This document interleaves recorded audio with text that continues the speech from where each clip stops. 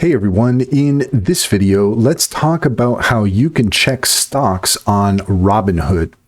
In order to do so, here we are at Robinhood.com.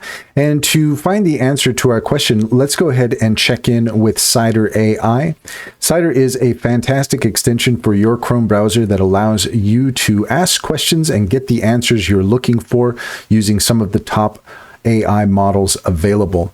According to Cider, to check stocks on Robinhood, follow these steps. First off, you're going to want to open the Robinhood app on your phone, or you can go to the Robinhood website and log into your account.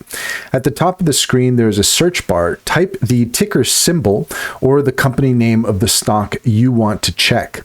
Select a stock from the search results, tap or click on the stock that you're interested in. You can view the stock details and you'll see the stock's current price, price chart, market details, recent news, earning reports, and analyst ratings. Optionally, you can add the stock to your watch list for easier tracking.